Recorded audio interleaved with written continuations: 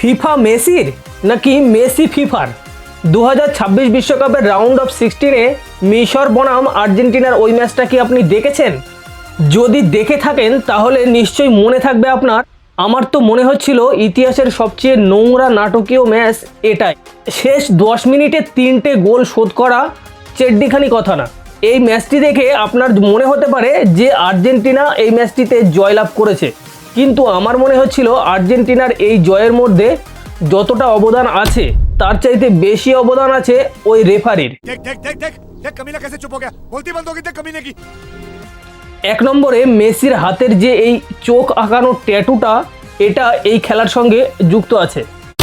2 নম্বর, মুসলিম দেশ হিসাবে ফিফার শীর্ষে উঠে যাচ্ছে, এটা ফিফা কখনো মানতেই পারছে না। 3 নম্বর, কোটি কোটি ডলারের স্বার্থ লুকিয়ে আছে এই মেসির পিছনে, অর্থাৎ পুরো বিশ্বকাপের মধ্যে যেমন করেই হোক আর্জেন্টিনাকে ফাইনালে নিয়ে যেতেই হবে। 4 নম্বর, আর একটা বিষয় খেয়াল করে দেখবেন, রোনাল্ডোর টিমটা অর্থাৎ পর্তুগালের টিমটা যথেষ্ট ভালো টিম, তবুও টিমটা এই বছর এমন পারফর্ম করেছে দেখে মনে হচ্ছে যতটা না জেতার জন্য খেলছে তার চাইতে বেশি নিজেদেরকে হারানোর জন্যই খেলছে। টিমের ভিতরে এই কোন্দল, টিমের ভিতরের প্লেয়ারের সঙ্গে কারোর কোনো মিল নেই।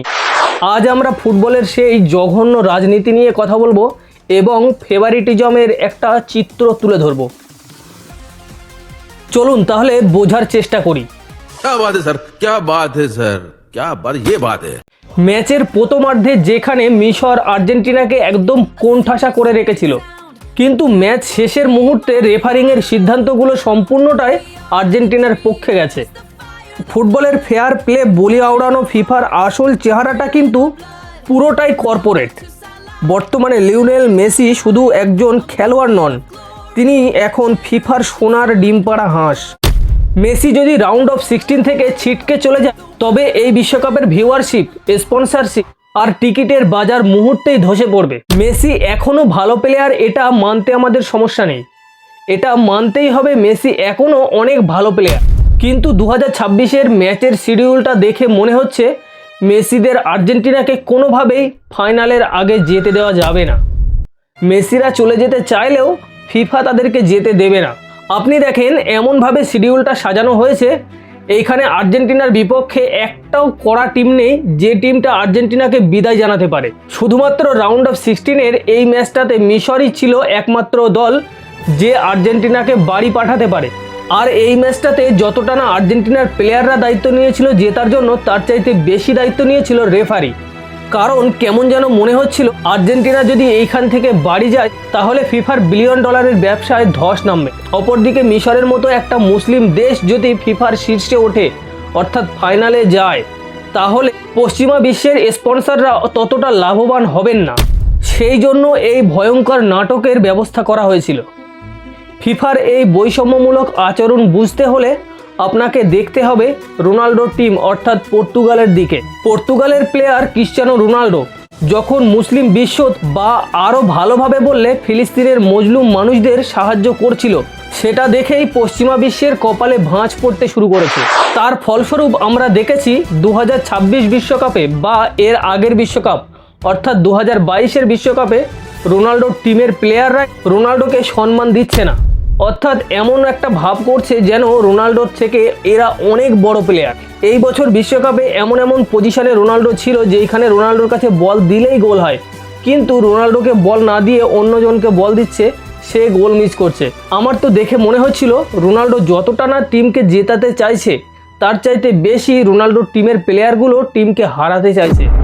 এছাড়া আমরা দেখেছি বিভিন্ন টুর্নামেন্টে রোনাল্ডোকে যেভাবে বৈষম্যের শিকার হতে হয়। আমার তো মনে হয় এগুলোর আসল কারণটাই হচ্ছে মুসলিম বিশ্বকে সাহায্য করা, আরও ভালোভাবে বললে ফিলিস্তিনের মজলুম শিশুদের সাহায্য করাটাই হচ্ছে রোনাল্ডোর জন্য কারণ রোনাল্ডো মুসলিম বিশ্বকে সাপোর্ট করলেও রোনাল্ডোর টিমের প্লেয়াররা কিন্তু মুসলিম বিশ্বকে সাপোর্ট করে না, তারা ইসরায়েলকেই সমর্থন করে।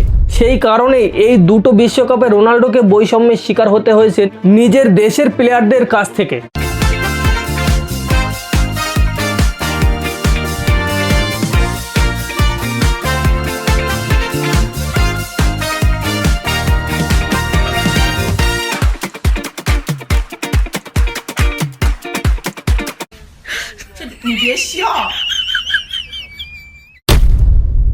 অপরদিকে মেসির টিম আর্জেন্টিনার নতুন প্লেয়ারগুলো যেই আসছে সেই মেসিকে গুরু মানছে, মেসিকে টিমের মধ্যে এমনভাবে রাখছে তারা নিজেদের জীবন দিতেও প্রস্তুত।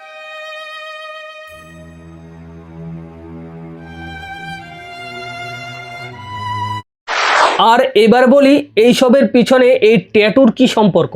আপনার তো মনে হচ্ছে ভিডিওর প্রথমেই বলেছিলাম ট্যাটুর সম্পর্ক, সেই ট্যাটুটা এই মেসি নেইমার এদের হাতে এই যে এক চোখের ট্যাটু আছে, এটা কিসের সিম্বল?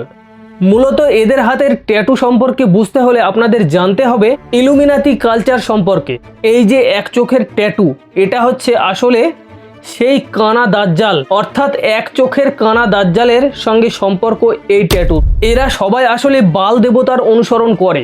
এবার আপনি ভাবছেন এই বাল দেবতার সঙ্গে এদের ট্যাটু এবং এই সবের সঙ্গে খেলার কি সম্পর্ক? আসলে এই খেলার সঙ্গে সম্পর্ক না, সব কিছুই ইলুমিনাতি কালচারের সঙ্গে সম্পর্ক। এপস্টিন ফাইল, বাল দেবতা, এই সবের সঙ্গে মেসি নেইমার এদের কি সম্পর্ক? এরা কিন্তু আসলে খ্রিস্টান ধর্মের অনুসারী, তবুও এরা বাল দেবতার পুজো করে। আর এই ফুটবল বিশ্বকাপ বলো বা বিভিন্ন বড় বড় ইভেন্টগুলো সব কিছুই এই ইলুমিনাতি কালচারের সংগঠনটাই পরিচালনা করে। कुछ समझे दया? इसका मतलब है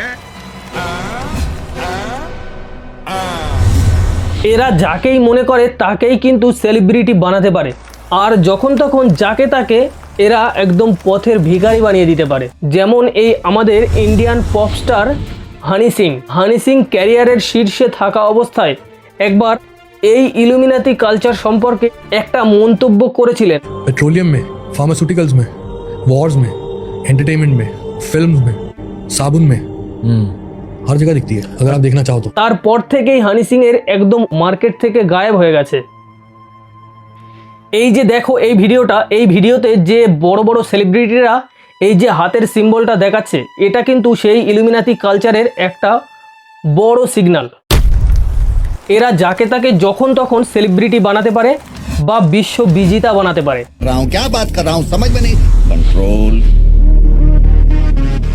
कंट्रोल।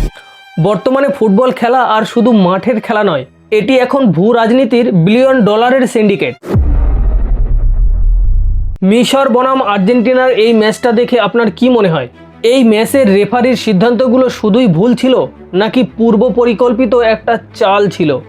আর আর্জেন্টিনার গ্রুপে এমনভাবে ম্যাচ শিডিউল রাখা হয়েছে যেন আর্জেন্টিনা সহজেই সেমিফাইনাল বা ফাইনাল খেলতে পারে, এমনভাবেই সাজানো হয়েছে আর্জেন্টিনার ম্যাচের শিডিউল। এগুলো দেখে আপনি কি ভাবছেন অবশ্যই কমেন্টে জানান। আমার তো মনে হচ্ছে সবগুলোই সেই ইলুমিনাতি কালচারের সঙ্গেই সম্পর্কিত। আপনার কি মনে হয় কমেন্টে অবশ্যই জানান।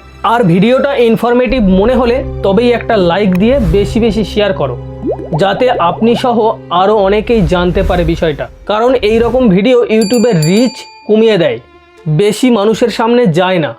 আমার তো এটা নতুন চ্যানেল, যদিও চ্যানেল ডিরেক্ট হয়ে যায় তবু আমার কিছু যায় আসে না। তো আপনি চাইলে ভিডিওটি শেয়ার করতে পারেন এবং প্লিজ চ্যানেলটি সাবস্ক্রাইব করে রাখুন এই রকম ভিডিও আরও দেখতে। আমি শাহিন আজ বিদায় নিচ্ছি, আবার দেখা হবে ইনশাল্লাহ। আসসালামু আলাইকুম ওয়া রাহমাতুল্লাহ।